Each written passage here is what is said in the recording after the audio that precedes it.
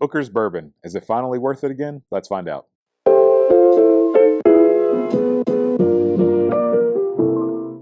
Today I'm going to take a look at Booker's Bourbon. This is the first batch of the year, Springfield batch. Now those that may not be as familiar, Booker's Bourbon actually releases 4 different batches throughout the year. The 01, the 02, the 03, the 04. This one's the 01 and it's the Springfield batch. Springfield being the name of the town where Booker No actually was born and raised. So with 4 batches a year and the increase in price with Booker's, I think a lot of people have kind of fallen off. And I think even some people feel like the taste profile has kind of shifted a little bit to not being up to the quality standards that they're used to seeing for Booker's. I'm not one of those people. I'm probably gonna buy every single Booker's that I see just because I enjoy it that much.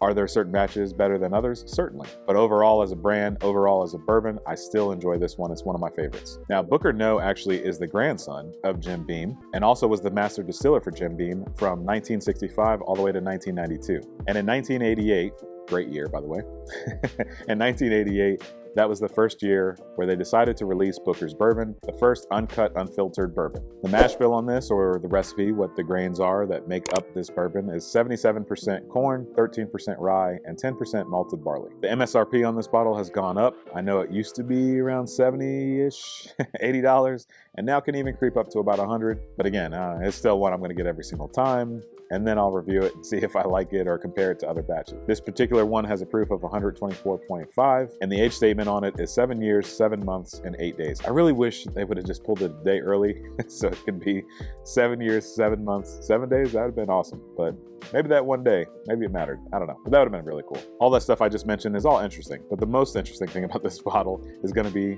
how it tastes. So you can see in the bottle that a little bit of this is already gone, so I've already tried this. I've already kind of let it open, and I would suggest that. At 124 proof, it's definitely a bottle that needs to open. The first thing I got was ethanol right off the bat. So to me, that just tells me like, let this sit just for a few minutes at least, just to get it to open up a little bit and bring some of those flavors to the surface. So on the nose, you might hear somebody say that Booker's has the traditional Booker's nose. Well, what does that even mean? It means peanuts, but you don't need me to tell you that Booker's smells like peanuts every single batch. I try to look past that. And with this bottle, I actually don't get as much of that anyway. I do get a lot of like black pepper and oak. So sometimes with oak, for me, I can sense like a sweet oak. This is like a spicy oak. So that pepper is definitely lingering for sure. And I don't know if it's because of the proof or just the nature of the batch. But let's try it. Cheers. Again, 124 proof, and it's gonna drink like 124 proof. I do think it's warm.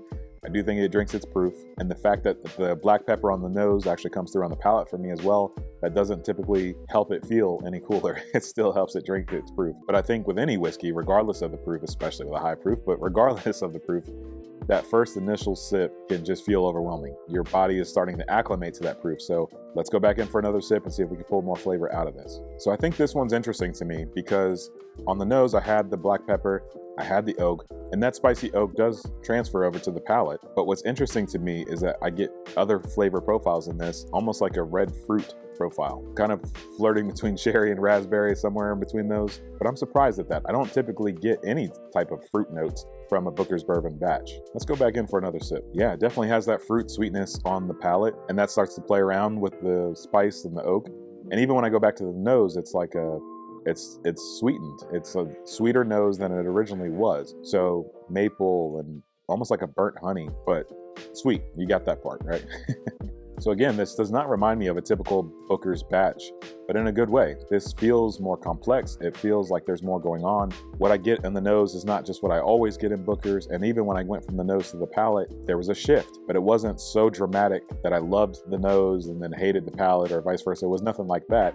It was, okay, the nose is pretty good, and then the palate turns it up to the next level. And even the finish, it goes on for quite a while for me and is pretty enjoyable. Let's finish this one off. Cheers. Now, I also tried this one with water. I don't really feel like water hurts this. I don't feel like it tastes too watered down.